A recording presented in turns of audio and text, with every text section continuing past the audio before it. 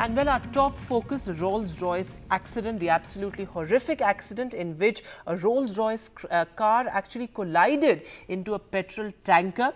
And well, several unanswered questions remain because this is one accident that has triggered, a lot of, several reports have come out.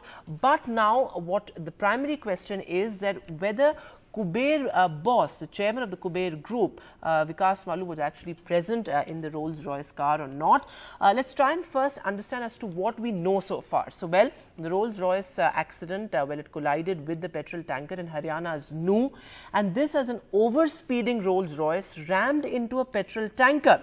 Now, the Rolls-Royce Phantom model was being driven at a speed of 230 km per hour. Now, this was at a busy expressway, the Delhi-Mumbai expressway in the New area. Now, the police have also indicated the presence of industrialist and Kuber group chairman Vikas Malu in the car. Now, the accident happened at a U-turn of the Delhi-Mumbai expressway in New. And initial reports came that the fuel tanker, the truck, was on the wrong side of the road, and that was the reason why this collision happened. But when the CCTV finally came out, it contradicted the police version and raised many questions on the Rolls-Royce driver. So basically now the CCTV footage reveals that the Rolls-Royce hit the tanker from behind. It was coming in at a speed of over 200 kilometers per hour. And the Rolls-Royce was also a part of a 20-vehicle convoy. It veered from the convoy and accelerated.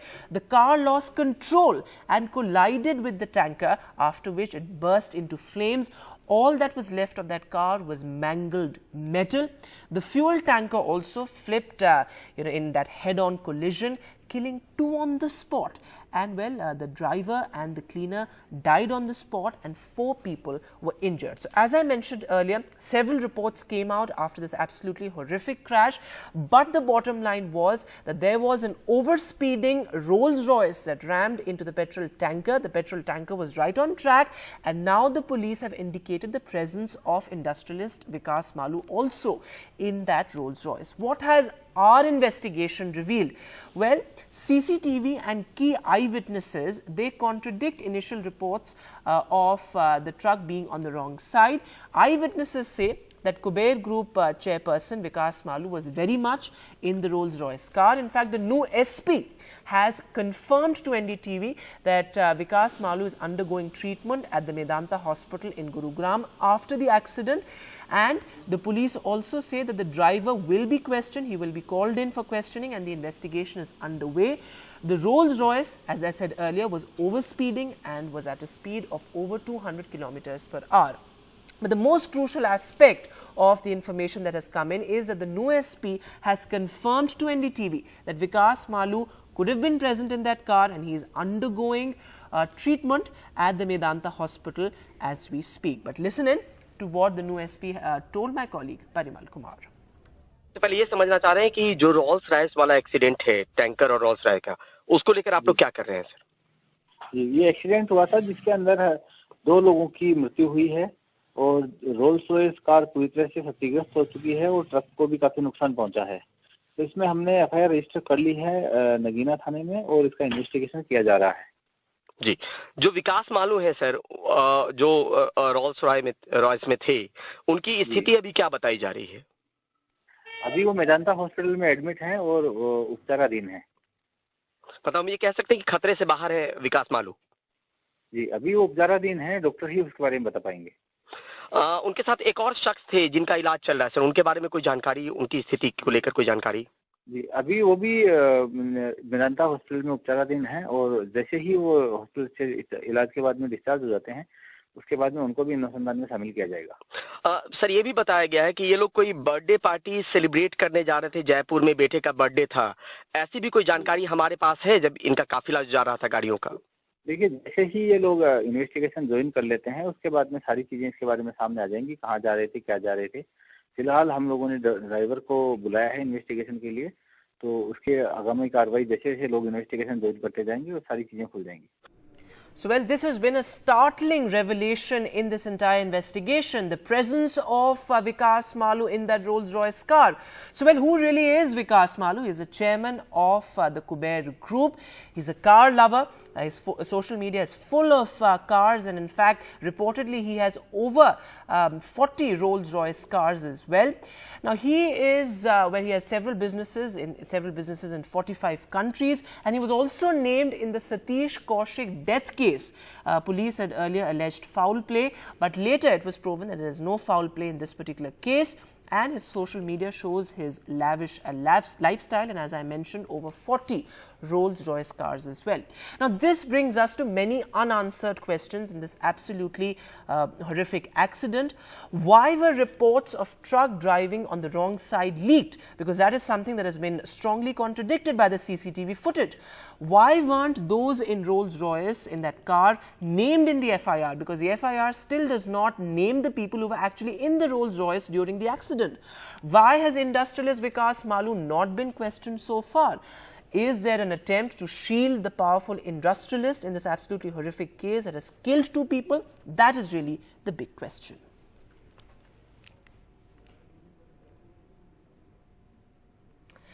And well, moving now to the other big headline, the Prime Minister was in Greece for a one-day action-packed diplomatic visit. This was after he was in Johannesburg for the BRICS summit, and today, well, he was honoured with Greece's highest honour.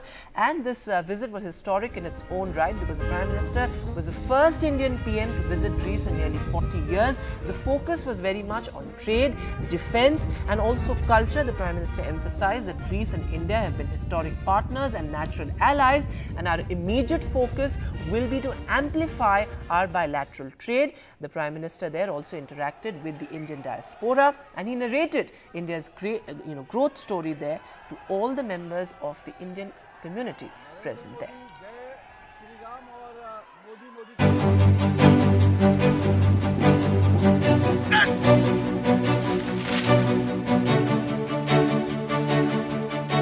Greece और भारत ये एक स्वाभाविक मिलन है। विश्व की 2 पुरातन सभ्यताओं के बीच, विश्व के 2 पुरातन लोकतांत्रिक विचारधाराओं के बीच और विश्व के पुरातन व्यापारिक और सांस्कृतिक संबंधों के बीच 40 वर्षों के लंबे अंतराल के बाद भारत के किसी प्रधानमंत्री का ग्रीस आना हुआ है। फिर भी ना तो हमारे संबंधों की गहराई कम हुई है, ना ही रिश्तों की गर्मजोशी में कमी आई है। इसलिए आज प्रधानमंत्री जी और मैंने भारत ग्रीस पार्टनरशिप को स्ट्रेटेजिक स्तर पर ले जाने का निर्णय लिया है। आज दुनिया का सबसे ऊंचा रेल ब्रिज आपके भारत में है।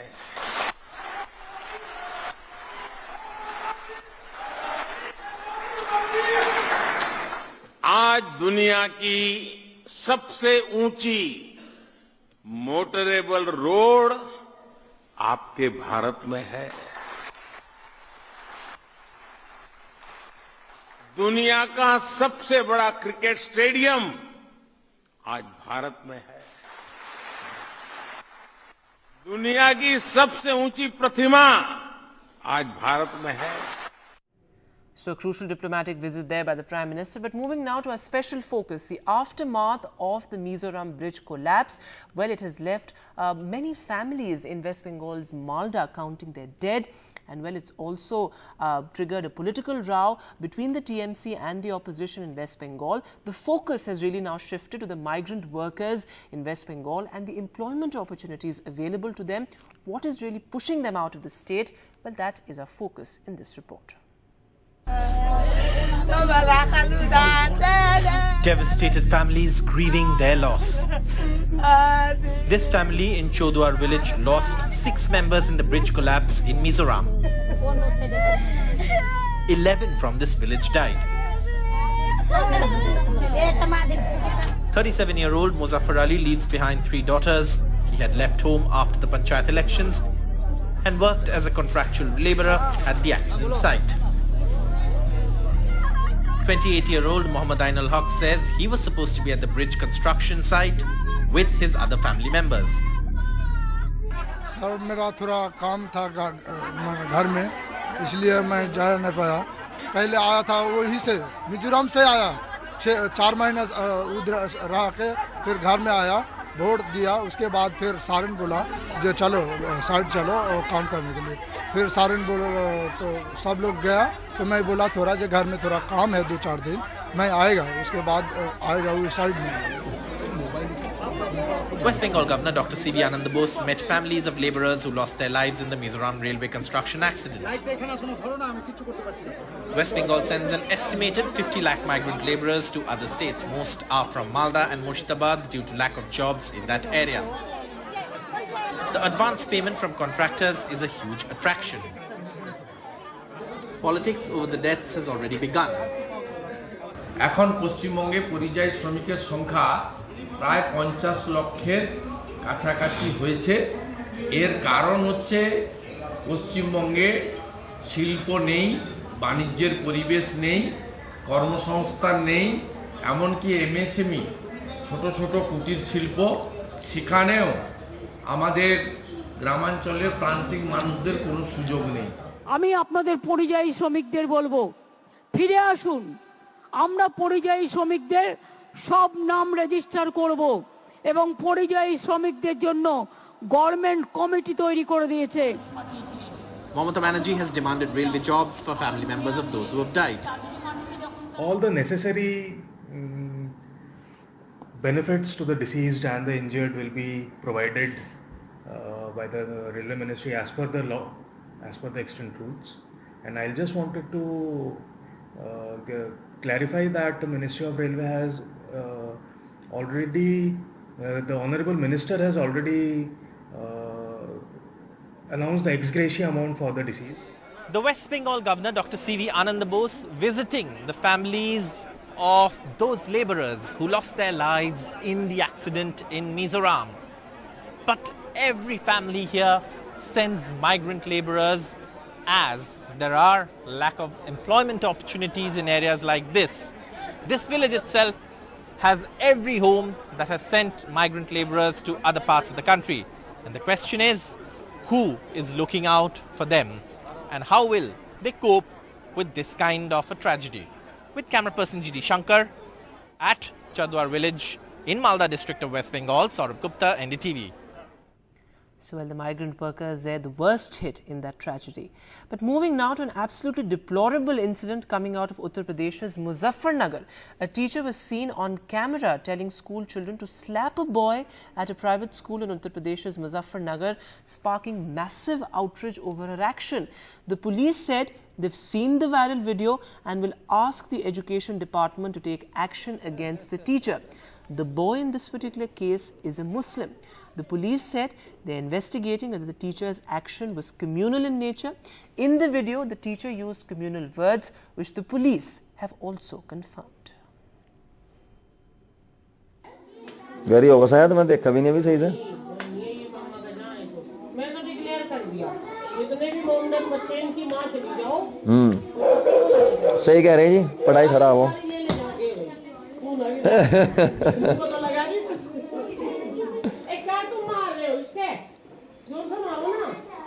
चलो और किसका नंबर है? चोरे तू भी खड़ा हो रे, समझा? बाहर कोई नहीं कुछ नहीं लगा। चलो आपकी बार कमर पे मार दो। ये तो कमर पे मरवाया। 2 टीचर भी दिखाई दे रहे हैं। एक तो टीचर है, एक का क्लियर नहीं है कौन है। ये दो, उसमें से एक भड़का रहा है और वो पिटाई कर रहा है बच्चा।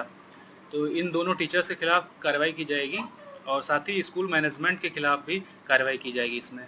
और कल हमारी टीम इसमें जांच भी करेगी और ये मामला पुलिस के संज्ञान में भी है। अभी ये यूडाइस पे तो ये स्कूल दर्ज है, इसके मानक भी चेक कराए जाएंगे। मान्यता हुई है, अगर इस समय 2019 की मान्यता है, अब देखते हैं इसमें रिन्यूअल हुआ है कि नहीं हुआ है इसका। आज थाना मंसूरपुर पुलिस को सोशल मीडिया के माध्यम से एक वीडियो का संज्ञान प्राप्त हुआ है, जिसमें एक महिला टीचर द्वारा एक बच्चे को टेबल याद नहीं करने पर उसी क्लास के अन्य बच्चों के द्वारा मार लगवाई जा रही है एवं वीडियो में कुछ आपत्तिजनक टिप्पणी भी की जा रही है।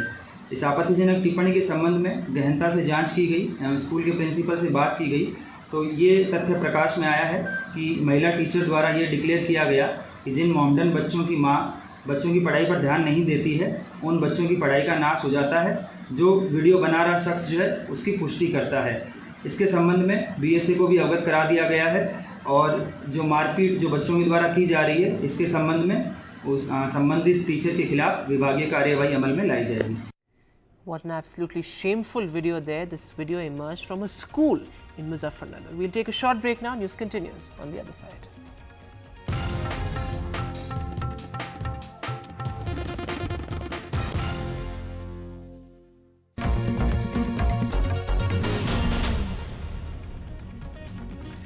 Welcome back. The friction between the Aam Aadmi Party government in Punjab and the governor has intensified yet again after the governor warned that he may recommend the president's rule over Chief Minister Bhagwant Mann not responding to an official communication. Governor Banwari Lal Purohit warned Mr. Mann that he could recommend president's rule in the state and also start criminal proceedings if his letters are not answered. पहली बात तो governor को एक मर्यादा में रहना चाहिए। भारत का संविधान जो है इलेक्टेड लोगों को एम्पावर करता है और गवर्नर साहब का इस तरीके से धमकाना, वार्न करना और प्रेसिडेंट रूल लगाने की जो धमकी देना है, ये रियल सेंस में जो बीजेपी का एजेंडा है गवर्नर साहब के मुंह पे आ गया है।